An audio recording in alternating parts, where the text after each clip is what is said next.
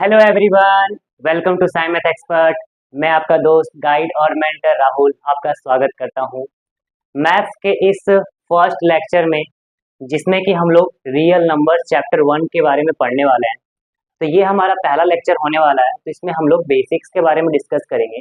तो उससे पहले मैं कुछ सिलेबस, इस रियल नंबर्स में क्या क्या चीज़ है जो हमारे सिलेबस में आ रहा है 2024-25 में, तो उसे एक बार देख लेते हैं कि क्या आ रहा है, एंड देन फिर हम लोग क्लासेस को कंटिन्यू करेंगे। तो सबसे पहले हमारा जो आ रहा है वो हमारा है बेसिक इंट्रोडक्शन, यानी कि रियल नंबर्स के बारे में जो बेसिक बेसिक चीज़ें हैं उसके बारे में हमारा पूछा जाएगा। ठीक है। इसके बाद हमें जो पढ़ना है वो फंडामेंटल थ्योरम ऑफ अरिथमेटिक है, सेकंड ये हम लोग पढ़ेंगे। नेक्स्ट हमें पढ़ना है रिविजिटिंग इरेशनल नंबर्स, जिसमें कि हमारा √2, √3 और √5 को प्रूव करने के लिए दिया जाएगा। ठीक है ना। तो ये हमारा सिलेबस में है, और अब बताते हैं कि कौन सा चीज़ सिलेबस में नहीं है। तो उसमें हमारा यूक्लिड्स डिवीजन लेमा नहीं आ रहा है, एंड देन फिर हमारा revisiting rational numbers and their decimal expansion ये हमारा नहीं आ रहा है। ओके। तो इन तीन चीज़ों को सबसे पहले हम लोग वीडियोस में कवर करेंगे वन बाय वन करके। आपको लेक्चर्स करके प्रोवाइड किया जाएगा, लेक्चर 1, लेक्चर 2 ऐसे करके, और साथ में आपको क्वेश्चन जो आपके बोर्ड्स में इंपॉर्टेंट है, एनसीईआरटी के क्वेश्चन और कुछ रेफरेंस बुक के क्वेश्चंस भी आपको यहाँ पर साथ में करवाए जाएंगे। और इसके साथ ही साथ आपको वर्कशीट भी दिया जाएगा, आप उसे सॉल्व करेंगे और उसका वीडियो सॉल्यूशन मैं इसी यूट्यूब चैनल पर डाल दूंगा। ठीक है। जिससे कि आप उस यूट्यूब सॉल्यूशन, जो सॉल्यूशन वीडियो रहेगा, उसको देखकर आप अच्छे से समझ सकते हैं, और उसका मैं पीडीएफ भी बनाकर जो आपका टेलीग्राम चैनल है वहां पर मैं अपलोड कर दूंगा। ठीक है ना। तो स्टार्ट करते हैं बेसिक इंट्रोडक्शन से। ओके। चलो तो बेसिक्स को स्टार्ट करते हैं और देखते हैं कि क्या क्या चीज़ हमें पढ़ना है। ठीक है। तो बेसिक्स को स्टार्ट करने से पहले मैं आपसे कुछ बातें करना चाहता हूँ कि आप लेक्चर्स कर रहे हैं तो अच्छी बात है, आप साथ ही साथ कॉपी और पेन को लेकर बैठे और उसे नोट डाउन करते हुए चलें। ठीक है। मैं यहाँ पर इस चैनल पर आपको वन बाय वन करके सारे लेक्चर्स, सारे क्वेश्चंस, जो प्रीवियस ईयर के भी क्वेश्चंस होंगे, जो एनसीईआरटी के क्वेश्चंस होंगे और रेफरेंस बुक के भी क्वेश्चंस होंगे, उसे भी मैं कराते चलूंगा। और साथ ही आपको वर्कशीट भी दिया जाएगा, उस वर्कशीट को आप सॉल्व करेंगे, एंड देन फिर उसका सॉल्यूशन जो है आपको डिस्क्रिप्शन में मिल जाएगा। कहाँ मिल जाएगा? डिस्क्रिप्शन में आपको मिल जाएगा, आप वहां से डाउनलोड कर सकते हैं। ठीक है। तो स्टार्ट करते हैं। तो सबसे पहले हमें नंबर्स के बारे में पढ़ना है कि नंबर्स क्या होता है। तो नंबर्स में पहला हमारा है नेचुरल नंबर्स, जिसे एन से दिखाते हैं। 1 से स्टार्ट होने वाले जितने भी नंबर्स होते हैं उसे हम नेचुरल नंबर्स बोलते हैं, 1 2 3 4 ऐसे करके सारे। फिर दूसरा हमारा है होल नंबर के बारे में, जिसमें हमें उसे रिप्रेजेंट करते हैं W से, और ये होता है 0 से स्टार्ट होने वाला जितना भी नंबर होता है, 0 1 2 3 4 ऐसे करके इन्फिनिटी तक, वो सब हमारा होल नंबर होगा। इसके बाद नेक्स्ट हमारा थर्ड इंटीजर्स, जिसे I या फिर Z से रिप्रेजेंट करते हैं। तो जितने भी नेगेटिव नंबर्स हैं, जितने भी पॉजिटिव नंबर्स हैं, और साथ ही आपका जो जीरो है, वो सब क्या कहलाता है? आपका इंटीजर्स कहलाता है। ठीक है। तो ये तीन चीजें जो बेसिक्स ही आपको याद रखना है। उसके बाद हम लोग पढ़ेंगे फैक्टर्स के बारे में कि फैक्टर्स क्या होता है। तो यहाँ पर डेफिनेशन क्या है, इसको ध्यान से देखिए। All the numbers which divide a number, यानी कि वो जितने भी सारे नंबर्स जो किसी एक पर्टिकुलर को डिवाइड कर रहे हैं या करते हैं। ठीक है। तो जैसे एग्जांपल लेते हैं तो जाके ये क्लियर होगा। अगर हम यहाँ पर 12 ले रहे हैं, तो 12 एक ऐसा नंबर है, इसे हमें खोजना है कि ये कौन कौन से नंबर से कट जा रहा है। ठीक है ना। तो जितने भी सारे नंबर से कट जाएगा वो हमारा फैक्टर्स होगा। तो ये देखो 1 से कटता है, हाँ 1 से कटता है। क्या ये 2 से कटता है? 2 6 12, हाँ। क्या ये 3 से कटता है? 3 4 12, हाँ। क्या ये 4 से कटता है? 4 3 12, हाँ। 6 से कटता है? 6 2 12, ओके। और लास्ट हम क्या लिखेंगे? 12। 12 से ये कट जाएगा, यानी कि इसका जो फैक्टर्स हो जाएगा, अगर मैं फैक्टर्स ऑफ 12 अगर लिखूं, तो 12 का फैक्टर्स में आपका क्या क्या आ जाएगा? तो 1 आ जाएगा, 2 आ जाएगा, 3 आ जाएगा, 4 6 और साथ में 12 आ जाएगा। तो 12 को डिवाइड करने वाले जो नंबर से 1 2 3 4 6 12, ये सभी क्या हैं? हमारे फैक्टर्स हैं 12 के। ओके। इसके बाद एक और क्वेश्चन देखते हैं। इसमें हम ले रहे हैं 16 नंबर को। तो 16 किससे किससे डिवाइड हो रहा है? तो ये 1 से डिवाइड हो रहा है, फिर ये 2 से डिवाइड हो रहा है, फिर ये किससे कट जाएगा? तो ये हमारा 4 से कट जाएगा, फिर किससे कटेगा? तो ये 8 2 जा 16 कटेगा, फिर किससे कटेगा? तो डायरेक्टली ये 16 से कटेगा, यानी कि यहाँ पर जो फैक्टर्स ऑफ 16 आया वो हमारा कितना आ रहा है। फैक्टर्स ऑफ 16 के बारे में बात करें तो 1 से कट जा रहा है, 1 मेरा फैक्टर है, 2 से कट जा रहा है, 2 है, फिर 4 है, फिर 8 है और फिर लास्ट में 16 है। तो इसमें हमें कितना फैक्टर्स मिला, 1 2 3 4 5 मिला। इसमें कितना फैक्टर्स मिला, 1 2 3 4 5 6, टोटल 6 फैक्टर्स हमें मिले हैं। तो इस तरह से ये फैक्टर्स निकलता है हमारा, ठीक है ना। तो इसे आप ध्यान रखिएगा। इसके बाद हम लोग प्राइम नंबर्स देखेंगे। तो प्राइम नंबर्स क्या होता है, a number which has only 2 factors, जिसमें केवल 2 फैक्टर्स होते हैं। फैक्टर्स हमने समझा कि वो नंबर जो किसी एक नंबर को डिवाइड करता है उसे हम फैक्टर्स बोलते हैं, ठीक है। तो यहाँ पर प्राइम नंबर्स क्या होगा, वैसा नंबर जिसका केवल 2 फैक्टर्स होगा। कौन कौन, तो वो आपका 1 होगा और साथ में इटसेल्फ यानी कि वो खुद होगा। जैसे एग्जांपल में हम लेते हैं, तो एग्जांपल में हमारा 2 हो गया, तो 2 का कितना फैक्टर्स होता है, तो 2 का सर वो 1 से कटता है और 2 से कटता है यानी 2 फैक्टर्स हो गया। इसी तरह से 3 देखेंगे तो 3 का भी 2 फैक्टर्स होगा, 1 और 3, 1 से कटता है और 3 से कटता है, और किसी नंबर से तो कटता नहीं है, तो 2 3। इसी तरह से 5 7 एंड देन फिर 11 फिर 13 ऐसा करके सो ऑन, आपका बहुत सारा प्राइम नंबर्स आपको निकल जाएगा जिसमें आपका 2 फैक्टर्स होता है यानी कि 1 होता है और वो खुद होता है, ठीक है। तो ये प्राइम नंबर्स पे अब एक छोटा सा मैं कुछ क्वेश्चंस आपके लिए लाया हूँ, तो उस क्वेश्चन को जल्दी से मैं करता हूँ। तो क्वेश्चन देखिए क्या क्वेश्चन है हमारा। क्वेश्चन है the smallest even prime number is. तो पहला क्वेश्चन है the smallest prime number is. तो फर्स्ट क्वेश्चन है, आप लोग तब तक कमेंट में जवाब दीजिए जब तक मैं दूसरा क्वेश्चन लिखता हूँ। क्वेश्चन 2 है the smallest odd prime number is, ठीक है। तो दो क्वेश्चन हमारा है प्राइम नंबर पर बेस्ड। तो इसमें देखते हैं फर्स्ट क्वेश्चन क्या बोल रहा है, बोल रहा है the smallest even prime number is. Even prime number सबसे छोटा इवन प्राइम नंबर क्या होता है। तो पहले इवन नंबर के बारे में समझते हैं। वो नंबर जो 2 से कट जाए उसे हम इवन नंबर बोलते हैं। तो आपको ढूंढना है इसमें कि कौन सा ऐसा नंबर है सबसे छोटा वाला जो कि आपका इवन प्राइम नंबर है। तो प्राइम नंबर तो मैंने लिख दिया है, अब उसमें इवन ढूंढना है। तो इवन तो यहाँ पर सिर्फ केवल एक ही है, वो हमारा 2 है। तो इसका आंसर क्या आ जाएगा, 2 आ जाएगा। सेकेंड क्वेश्चन है the smallest odd prime number, यानी कि सबसे छोटा odd prime number. Odd number होता है यानी कि जो 2 से कट जाए। तो आपको प्राइम में ढूंढना है कि सॉरी, ऑड नंबर होता है जो आपका 2 से ना कटे, नॉट डिविजिबल, ठीक है। तो प्राइम नंबर में अगर हम वैसा सबसे छोटा वाला ढूंढने जाए जो कि हमारा 2 से नहीं कटता है, वो हमारा क्या है, 3 है। तो इसका आंसर कितना आ जाएगा, 3 के बराबर आ जाएगा। आई होप आपने कमेंट सेक्शन में भी यही आंसर दिया होगा। अब हम लोग नेक्स्ट चलते हैं। प्राइम नंबर हमारा हो गया जिसमें 2 फैक्टर्स होता है, 1 और इटसेल्फ होता है। इसके बाद हमारा है कंपोजिट नंबर के बारे में। तो कंपोजिट नंबर क्या है, a number which has more than 2 factors, यानी कि जिसमें 2 से अधिक फैक्टर्स अगर होता है तो उसे हम बोलते हैं कंपोजिट नंबर। एग्जाम्पल, तो यहाँ पर एग्जाम्पल में आ जाएगा 4, फिर 6, फिर 8, 9, 12, 14, 15। ये सभी नंबर जो आपको दिख रहा है, ये सभी का अगर हम फैक्टर्स निकालने जाएं तो ये हमें 2 से अधिक फैक्टर्स मिलेगा। जैसे 4 के बारे में बात करें तो 4 का कितना फैक्टर्स होगा, तो 4 1 से कटता है, 2 से कटता है और 4 से कटता है, ओके। तो इसमें अगर फैक्टर्स का नंबर्स अगर ढूंढा जाए तो यहाँ पर हमें 3 फैक्टर्स दिख रहा है। फैक्टर्स यानी कि जो 4 को डिवाइड कर रहे हैं, 4 नंबर को डिवाइड कर रहा होगा, तो यहाँ पर 3 नंबर ऐसे हैं जो इसको डिवाइड कर रहा है, तो इसका 3 फैक्टर्स हो गया। इसी तरह से किसी और का मैं चेक करके बता दे रहा हूँ, जैसे यहाँ पर मैं 14 का चेक करके बता दे रहा हूँ, ठीक है। तो 14 को 1 डिवाइड करता है, फिर 2 डिवाइड करता है, फिर 7 डिवाइड करता है, फिर 4 डिवाइड करता है, यानी कि इसमें कितना फैक्टर्स हो गया, तो इसमें टोटल 4 फैक्टर्स हो गए हैं, 4 फैक्टर्स हो गया है। तो ये हमारा जो नंबर्स है वो हमारा कंपोजिट नंबर्स कहलाता है, ठीक है। अब इस कंपोजिट नंबर पे मैं एक छोटा सा क्वेश्चन देता हूँ, उसका आप आंसर करेंगे, ओके। तो मैं यहीं पर दे रहा हूँ, इसे नीचे में लिख दे रहा हूँ, इसी का क्वेश्चन का आंसर कंपोजिट नंबर का, सॉरी कंपोजिट नंबर का क्वेश्चन में लिख दे रहा हूँ यहाँ पर। क्या है, द स्मॉलेस्ट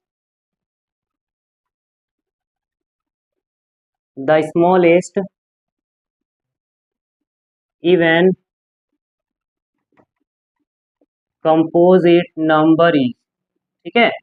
यानी कि सबसे छोटा इवन कंपोजिट नंबर। तो सबसे छोटा इवन कंपोजिट नंबर कौन सा होगा? मतलब वो कंपोजिट भी होगा और साथ में साथ वो इवन नंबर भी होगा। तो वो आ रहा है हमारा कौन सा? तो सबसे पहले तो हमें 4 दिख रहा है, 4 6 8 9 12 ऐसे करके। तो ये क्या इवन है? हाँ इवन है। और ये क्या सबसे छोटा है? हाँ सबसे छोटा है। इसके बाद 6 भी इवन है, 8 भी इवन है, 12 भी इवन है। लेकिन सबसे छोटा और इवन कंपोजिट नंबर हमारा आंसर कितना होगा? 4 हो जाएगा। ठीक है ना? तो इसको जल्दी से नोट डाउन कर लीजिए। इसके बाद हम लोग आगे देखेंगे कुछ और नंबर्स के बारे में। लास्ट हमारा नंबर है कोप्राइम नंबर्स। तो कोप्राइम नंबर क्या होता है? A pair of two natural numbers are said to be coprime if their cofactor common factor is only one. ठीक है? तो यहाँ पर क्या बोल रहा है कि दो ऐसे नेचुरल नंबर का पेयर जिसका कॉमन फैक्टर वन हो। कॉमन फैक्टर मतलब क्या होता है? तो आपने फैक्टर समझा। फैक्टर मतलब होता है कि ऐसा नंबर जो किसी एक को डिवाइड कर रहा हो। ठीक है? उसे हम बोलते हैं फैक्टर। कॉमन मतलब क्या हो गया कि जो दोनों में कॉमन हो। कि पेयर बोला है ना, पेयर बोला यानी कि दो नंबर्स का पेयर है, तो इसमें भी वही नंबर से डिवाइड हो रहा होगा, इसमें भी वही नंबर से डिवाइड हो रहा होगा। तो उसे बोलते हैं कॉमन फैक्टर। ठीक है? अब यहाँ पर बोला है कि जो कॉमन फैक्टर है वो केवल वन होना चाहिए, तब हम इसे क्या बोलेंगे? तो उसे हम बोलेंगे को प्राइम नंबर। और जो कॉमन फैक्टर होता है उसे हम एचसीएफ भी बोलते हैं। तो वो तुम्हारा कितना होगा? वन के बराबर आ जाएगा, क्योंकि इसमें कॉमन फैक्टर ओनली वन है, तो एचसीएफ हमारा हो जाएगा वन। ठीक है? तो जिस भी दो पेयर ऑफ नंबर्स का एचसीएफ वन होता है या फिर कॉमन फैक्टर वन होता है उसे हम कोप्राइम नंबर बोलते हैं। सर ये डेफिनेशन तो समझ में आ गया, अब मुझे कुछ एग्जांपल्स बताओ। तो एग्जांपल्स में देख लो यहाँ पर क्या होगा। तो यहाँ पर कुछ मैं ले रहा हूँ 6, 5, ओके, फिर 7, 8, ओके, 2, 5, ओके, फिर 3, 10, और ऐसे करके सो ऑन बहुत सारा नंबर्स आपको ऐसा पेयर ऑफ नंबर्स मिलेगा जो आपका उसमें कॉमन फैक्टर्स वन होगा। जैसे 6 के बारे में बात करें तो 6 हमारा किस किस से डिवाइड होता है? तो देखो 6 जो होता है वो हमारा वन से डिवाइड होता है। एक काम करता हूँ, मैं इसको पूरा बना के दिखा देता हूँ। ठीक है?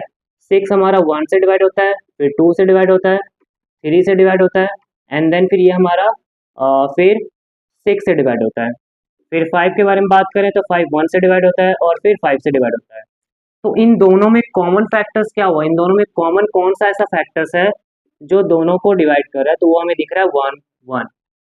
तो इसका मतलब है कि ये हमारा जो नंबर्स हो गया वो को प्राइम नंबर्स हो गया। ओके ना? इसी तरह से ये भी सारा एग्जांपल्स है, इसमें भी अगर आप चेक करेंगे तो आपका जो कॉमन फैक्टर आएगा वो वन आएगा। तो ये कॉमन प्राइम नंबर को प्राइम नंबर हमारा लास्ट प्राइम नंबर है। नंबर्स के बारे में आपको और ज्यादा अगर जानना है तो आपको बेसिक मैथ्स का लेक्चर पहले ही अपलोड कर दिया गया है, आप वहां से देखकर उसे पूरा क्लियर कर सकते हैं। ओके? तो यहाँ पर इससे रिलेटेड कुछ मैं एक क्वेश्चन दे देता हूँ, आप उसका जवाब दे दें। तो ये क्वेश्चन नंबर 4 होगा। इसमें क्वेश्चन है विच ऑफ द फॉलोइंग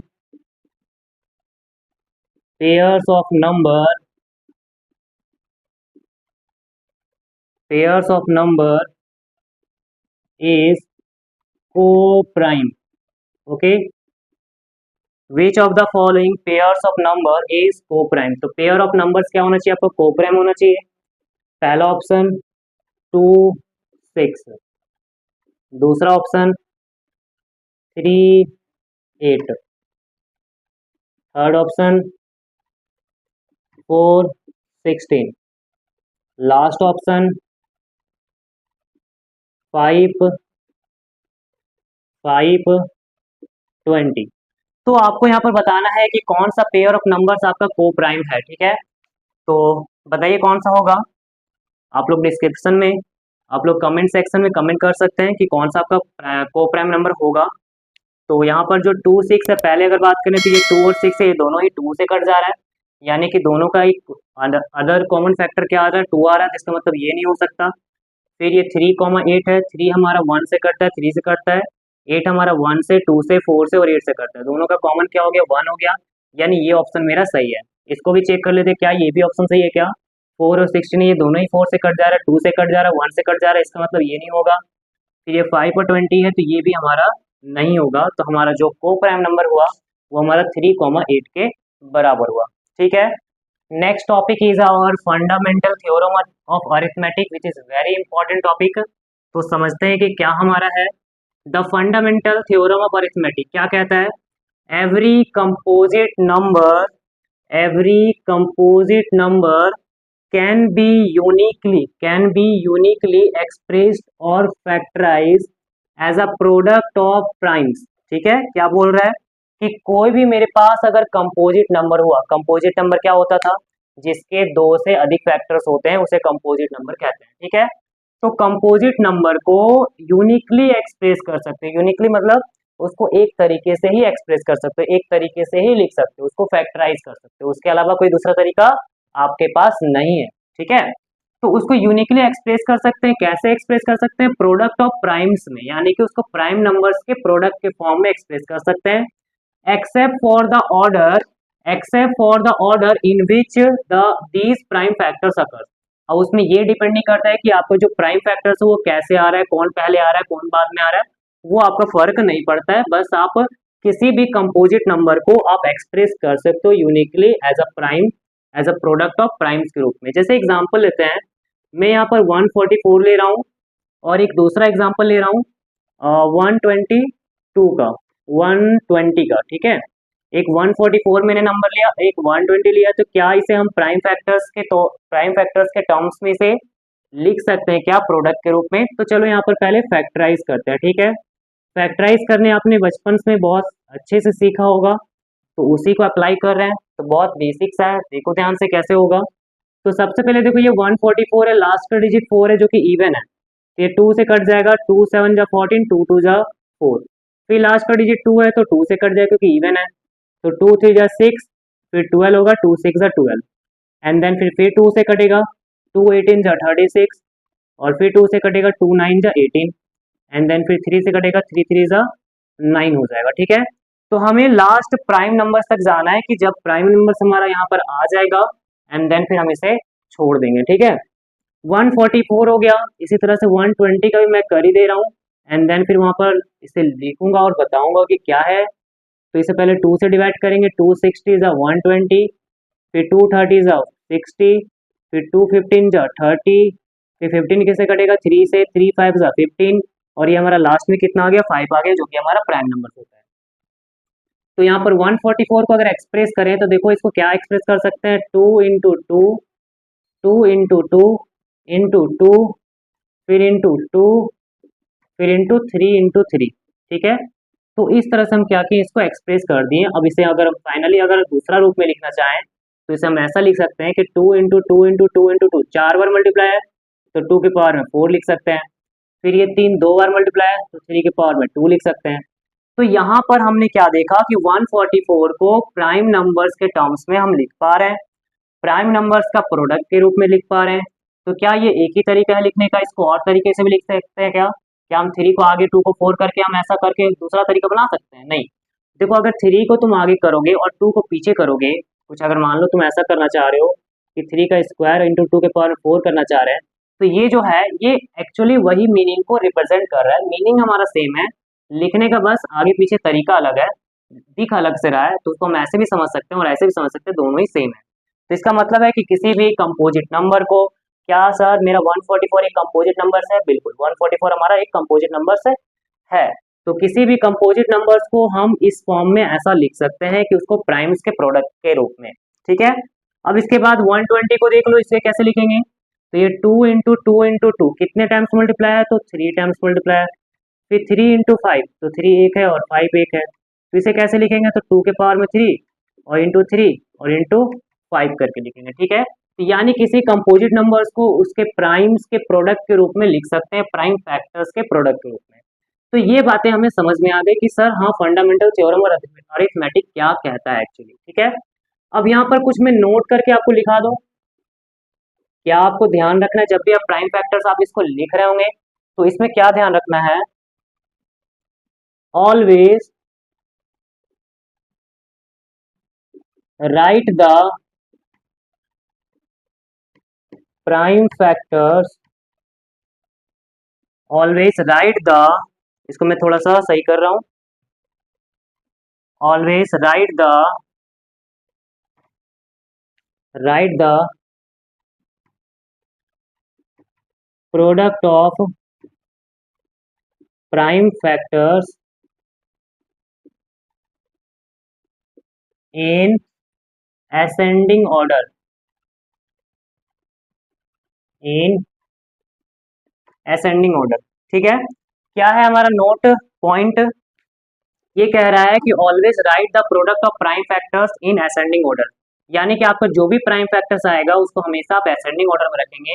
ये आपका सही तरीका होता है प्राइम फैक्टर्स के प्रोडक्ट को दिखाने का। ठीक है ना, चलिए ये नोट पॉइंट हो गया। इसके बाद कुछ क्वेश्चंस करते हैं। क्वेश्चन स्टार्ट करते हैं। हमारा क्वेश्चन नंबर 5 है, express each of the following as a product of prime factors. ठीक है, इसे प्राइम फैक्टर्स के प्रोडक्ट के रूप में लिखना है। तो पहला क्वेश्चन 462 है, तो कैसे सॉल्व करेंगे? तो ध्यान से देखो कैसे होगा। तो लिखेंगे यहाँ पर बाय प्राइम फैक्टराइजेशन, क्योंकि यहाँ पर कैसे हम लोग को करना है, प्राइम फैक्टर्स में तोड़ना है ना। तो यहाँ पर लिखेंगे by prime factorisation, by prime factorisation we have, इसे अब तोड़ो। सबसे पहले 462 को डिवाइड करो। तो यहाँ पर पहले 2 से डिवाइड करेंगे, 2 2 जा 4, 2 3 जा 6, 2 1 जा 2 कट गया। फिर किससे डिवाइड करेंगे? तो ये 231 है, तो इसे अगर हम 3 से डिवाइड करने जाए तो हमें ऐड करना पड़ेगा। 3 से नहीं कटेगा, 5 से नहीं कटेगा, 7 से कट जाएगा। तो 7 से कट करेंगे, 7 3 जा 21, 2 आएगा, 2 1 21 हो जाएगा, 7 3 जा 21। फिर यहाँ पर किससे कटेगा? 3 11 जा कट जाएगा, 3 11 जा 20, 3 11 जा 33 हो जाएगा। ठीक है, तो ये हमारा 2 से 7 से 3 से 11 से कट गया। 11 हमारा लास्ट प्राइम नंबर से, तो वहाँ पर रुक जाएंगे। तो यहाँ पर नीचे लिखेंगे therefore 462 is written in the form of 2 into 7 into 3 into 11। ठीक है, अब यहाँ पर ध्यान से देखना कि मैंने 3 को पीछे लिख दिया, 7 को आगे लिख दिया, लेकिन आपको क्या करना है कि प्राइम नंबर्स में जो सबसे लोएस्ट होगा उसको पहले, और जब से जो बड़ा नंबर होगा उसको बाद में लिखना है। ठीक है, असेंडिंग ऑर्डर में लिखना है। तो पहले 2, फिर 3, फिर 7, फिर 11, ये हमारा सही प्राइम फैक्टराइजेशन लिखने का तरीका हो गया। ठीक है, इसके बाद 3825 को देखते हैं, इसको भी सेम तरह से सॉल्व करेंगे। तो यहाँ पर क्या लिखना है हमें? बाय प्राइम फैक्टराइजेशन,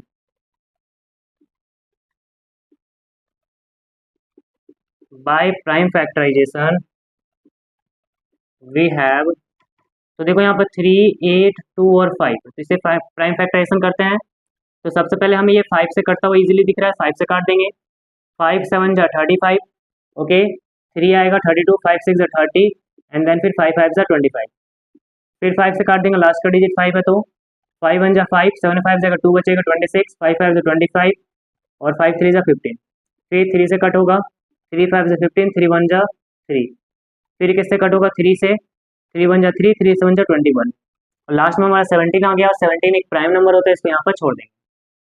तो नीचे लिखेंगे देयरफॉर 3825 इक्वल्स टू, तो सबसे छोटा नंबर कौन सा दिख रहा है? 3 दिख रहा है, तो पहले 3 इंटू 3 लिखेंगे, 2 बार 3 है तो 2 बार लिखेंगे। फिर उससे बड़ा नंबर 5 दिख रहा है, तो 5 इंटू 5 लिखेंगे, एंड देन फिर लास्ट में 17 लिखेंगे। तो ये लिखा जाएगा 3 इंटू 3 2 बार है तो 3 का स्क्वायर, 5 इंटू 5 2 बार है तो इसे लिखेंगे 5 का स्क्वायर, और फिर यहाँ पर 17 लिखेंगे। तो हमारा आंसर आ गया है 3 का स्क्वायर 5 का स्क्वायर इंटू 17। ठीक है, इसके बाद थर्ड क्वेश्चन देख लेते हैं। थर्ड क्वेश्चन कैसे बनेगा? सेम तरह से चलना है। तो यहाँ पर लिखेंगे सॉल्व में बाय प्राइम फैक्टराइजेशन, तो by prime factorisation we have, देखो हमें क्या मिलेगा? 5005, इसका प्राइम फैक्टराइजेशन करेंगे तो सबसे पहले हम 5 से डिवाइड करेंगे, 5 1 जा 0 0 और 5 1 जा कट गया 1 0 0 1। अब किससे कटेगा? ये 1 0 0 1 है, तो इसे हम 11 से कट करेंगे। 11 9 जा 99, 1 आएगा 1 1 11, 11 1 जा 11 हो गया। फिर किससे कटेगा? 91 किसका टेबल में आता है? क्या आपको याद है 91 का टेबल? 91 किस टेबल में आता है? 13 का टेबल में, या फिर 7 से डायरेक्ट काट सकते हैं, 13 का टेबल में आ जाएगा। 13 7 जा 91 होता है। क्या मैं करेक्ट कर रहा हूँ? एक बार मैं चेक कर लो। हाँ, तो ये 7 टाइम्स में ही कटेगा, एग्जैक्टली ये सही है। तो यहाँ पे लिखेंगे देयरफॉर 5005 इक्वल्स टू, सबसे छोटा नंबर कौन सा दिख रहा है? 5, उसके बाद 7, एंड देन फिर 11, एंड देन फिर 13 लिखेंगे। ठीक है, तो हमें सब में असेंडिंग ऑर्डर में लिखना है, असेंडिंग ऑर्डर में छोटा से बड़ा लिखना है। तो ये हमारा प्राइम फैक्टर्स में उसको कैसे लिखा जाए, ये आपका 3 क्वेश्चन था। ओके, चलो कुछ और अमेजिंग सा क्वेश्चंस करते हैं। तो पहला क्वेश्चन, नेक्स्ट क्वेश्चन है 6 number, the exponent of 2 in the prime factorisation of 144। ठीक है, यहाँ पर बोल रहा है कि 144 जो है उसका प्राइम फैक्टराइजेशन में जो 2 है उस 2 का एक्सपोनेंट बताना है। ठीक है ना।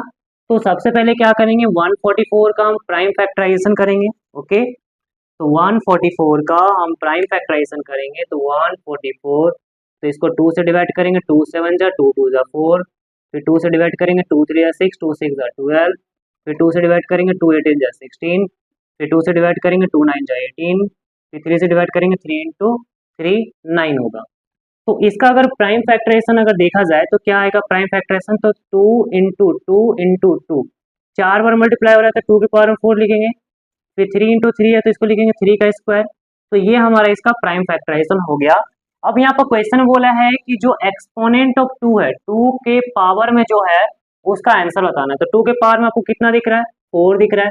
तो इसका कौन सा ऑप्शन हो जाएगा, क्या दिख रहा है, हाँ यहाँ पर ए है, ए ऑप्शन आपका करेक्ट होगा। ठीक है, इसके बाद 7 नंबर क्वेश्चन देखते हैं। The sum of the exponents of the prime factors in the prime factorisation of 196 is. ठीक है, तो यहाँ पर बोल रहा है कि जो भी आपका प्राइम फैक्टराइजेशन होगा 196 का, उसमें जो आपका प्राइम फैक्टर्स होगा उसके एक्सपोनेंट्स का सम बताना है। ठीक है, तो इसको मैं मिटा रहा हूँ और फिर उस 7 नंबर क्वेश्चन को मैं करके बता रहा हूँ कैसे होगा। तो 7 नंबर क्वेश्चन में बोला है कि 196 का प्राइम फैक्टराइजेशन करो। ओके, तो 196 को पहले 2 से डिवाइड करेंगे, 2 9 जा 18, 2 8 जा 16, फिर 2 4 जा 8, 2 9 जा 18, फिर 7 7 जा 49। ठीक है, तो पहले 2 से 98 टाइम्स में, 2 से 49 टाइम्स में, 7 से 7 टाइम्स में, ये 7 हमारा प्राइम नंबर से यहाँ पर रुक जाएंगे। तो 196 का क्या आ गया, ये 2 इंटू 2 इंटू 7 इंटू 7 है, तो ये क्या बनेगा 2 के पावर में 2 इंटू 7 के पावर में 2 बना। ठीक है ना। तो यहाँ पर बोला था कि sum of the exponent of the prime factors, जो भी आपका प्राइम फैक्टर्स है उसके एक्सपोनेंट्स का सम बताना है। तो यहाँ पर एक्सपोनेंट 2 है, इसका भी 2 है, तो 2 प्लस 2 कितना आ जाएगा, तो ये हमारा 4 आ जाएगा। तो इसका आंसर कितना हो गया, सी ऑप्शन हो गया, इसका आंसर सी होगा, दैट इज 4। ठीक है, तो ये हमारा कंप्लीट हुआ। ये दोनों ही बहुत इंपॉर्टेंट है। आज का जो आपका सवाल आ रहा है, आजकल जो आपके बोर्ड्स में सवाल आ रहे हैं वो बिल्कुल इसी तरह से आ रहे हैं। डायरेक्ट आपका प्राइम फैक्टराइजेशन करने के लिए नहीं बोलता है, एमसीक्यू में इसी तरह का सवाल दिया जाता है। ठीक है, इसके बाद नेक्स्ट क्वेश्चन करेंगे। नेक्स्ट क्वेश्चन हमारा है simplify each of the following and so that the result is a composite number. हमें क्या करना है, जो भी नंबर्स दिया हुआ उसको सिंप्लीफाई करना है एंड देन फिर बताना है कि जो हमारा रिजल्ट आया वो एक कंपोजिट नंबर है। तो ये हमारा क्वेश्चन है कि 5 इंटू 11 इंटू 13 प्लस 13 दिया हुआ है, तो इसको सॉल्व करते हैं। सबसे पहले जो हमें दिया हुआ है उसको लिखेंगे। तो क्या दिया हुआ है, 5 इंटू 11 इंटू 13 प्लस 13। तो देखो यहाँ पर ये एक टर्म है और ये एक टर्म है, दोनों में 13 दिख रहा है, तो 13 कॉमन निकाल लेंगे। तो पहला टर्म में क्या बच जाएगा, तो यहाँ पर 5 इंटू 11 बचेगा, प्लस दूसरा टर्म में कुछ नहीं है तो यहाँ पर 1 बचेगा। ठीक है, तो ये होगा 13 इंटू 5 इंटू 11 कितना होता है, कोई मुझे बताएगा। तो 5 इंटू 11 होता है मेरा 55, और यहाँ पर क्या करना है, प्लस 1 करना है। ठीक है, तो यहाँ पर कितना आएगा, 13 इंटू 55 प्लस 1 कितना होता है, 56 के बराबर आता है। बढ़िया सर, अब आगे बताइए। आगे 13 इंटू 56 है, तो इसको देखो 56 को हम 7 इंटू 8 लिख सकते हैं क्या, हाँ 7 इंटू 8 लिख सकते हैं। तो ये हमारा सिंप्लीफाई हो चुका है। अब यहाँ पर ध्यान से देखो कि ये जो हमारा है 3 नंबर्स में टूटा है। कैसे टूटा है, 3 नंबर्स में टूटा है।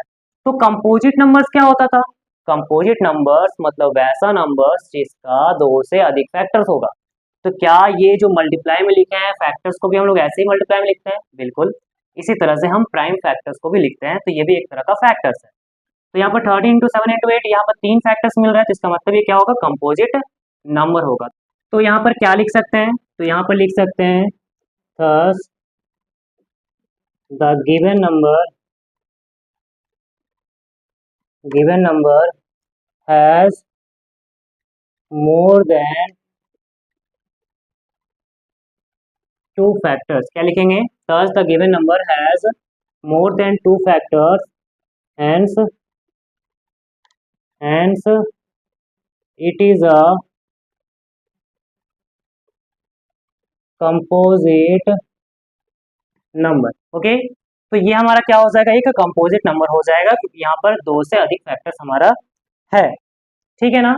तो अब इसके बाद हमारा सेकंड क्वेश्चन है कि 6 into 5 into 4 into 3 into 2 into 1 एक प्लस 5 दिया हुआ है। तो यहाँ पर भी इसको सॉल्व करने के लिए क्या करेंगे, तो इसको भी सॉल्व करने के लिए कुछ इसी तरह का प्रोसेस अप्लाई करेंगे। तो पहले लिखेंगे we have 6 into 5 into 4 into 3 into 2 into 1 और प्लस 5 लिखेंगे, ठीक है। तो यहाँ पर इसको लिखेंगे इक्वल टू, इन दोनों में क्या कॉमन निकल रहा है, यहाँ भी 5 है यहाँ भी 5 है, तो 5 हम क्या करेंगे कॉमन निकाल लेंगे।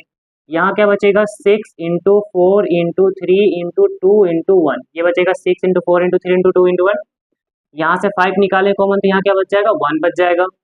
तो इसे लिखेंगे 5 इंटू, ये देखो अब इसको मल्टीप्लाई करो, ठीक है, जल्दी से मल्टीप्लाई करना। तो देखो यहाँ पर 6 4 जा 24, 24 इंटू 3 72, 72 इंटू 2 तो 2 2 जा 4, 7 2 जा 14। चलो ऐसे देख लो, 3 2 जा 6, 6 4 जा 24, 24 इंटू 6 तो देखो 6 4 जा 24, 2 कैरी, 6 2 जा 12 और 2 144। ऐसे भी आ जाएगा। अगर आपको आपका कैलकुलेशन फास्ट है तो डायरेक्ट कर लेना, कोई दिक्कत वाली बात नहीं है, ठीक है। अब ये क्या लिखेंगे, तो 5 इंटू 144 प्लस 1 करेंगे तो 145 हो जाएगा। अब यहाँ से इसको हम ब्रेक कर सकते हैं, 5 इंटू 145 को क्या लिखा जा सकता है, तो इसे लिख सकते हैं 5 इंटू 29 लिख सकते हैं। क्या लिख सकते हैं 5 इंटू 29 लिख सकते हैं। तो यहाँ पर भी हम लोग देख रहे हैं कि इसका 2 से अधिक फैक्टर्स है, एक 5 है एक 29 है। अब यहाँ बोलेंगे सर तो 2 ही तो है, तो तुम एक 1 नहीं लिख सकते हो, 1 तो लिख ही सकते हो क्योंकि 1 तो होता ही है कहीं ना कहीं, नहीं होके भी होता है। तो इसका मतलब ये 5 29 और 1 यहाँ पर भी 3 फैक्टर्स हो गया, 2 से अधिक फैक्टर्स है। तो इसका भी लास्ट में डिस्क्रिप्शन कैसे लिखेंगे नीचे में, तो नीचे में आपको इसके जैसा लिखना है। किसके जैसा, यहाँ पर जो मैंने लिख दिया है ना कि thus the given number has more than 2 factors hence it is a composite number, तो यही स्टेटमेंट को आपको वापस से यहाँ पर लगा देना है, बस आपको कॉपी पेस्ट करने का काम करना है, ठीक है। तो सिंपली ये सॉल्व हो जाएगा, ठीक है। नेक्स्ट क्वेश्चन देखते हैं, लास्ट हमारा क्वेश्चन है, so that any number of the form 4 to the power n n belongs to natural number can never end with the digit 0, ठीक है। क्वेश्चन क्या बोल रहा है कि किसी भी number any number of the form 4 to the power n, यानी कि कोई भी नंबर अगर 4 to the power n form का अगर होता है, जिसमें कि जो स्मॉल n है वो हमारा कैपिटल n है। कैपिटल n का मतलब क्या होता है, कैपिटल एन का मतलब होता है नेचुरल नंबर, ठीक है। तो कैपिटल एन यहाँ पर नेचुरल नंबर हो गया, तो किसी भी नेचुरल नंबर के लिए ये जो 4 की पावर में n होगा वो हमारा कभी भी can never and with the digit 0, उसका लास्ट डिजिट 0 नहीं होगा, ठीक है। तो ये क्वेश्चन हमारा हो गया, इसका आंसर देखेंगे। देखने से पहले कुछ चीजें हम समझा देता हूँ मैं, एंड देन फिर आंसर मैं तो लिख दिया हूँ, अब देख लेना उसे। तो देखो ध्यान से, पहले समझो इसे। तो 4 टू द पावर n है, ओके। तो 4 टू द पावर अगर n है तो यहाँ पर अगर हम n का वैल्यू को 1 लें, क्या लेंगे, n का वैल्यू को अगर 1 लेंगे तो 4 के पावर में 1 कितना आएगा, तो सर ये 4 आएगा। अगर 4 के पावर में 2 ले तो क्या आएगा, 4 4 जा 16 होगा।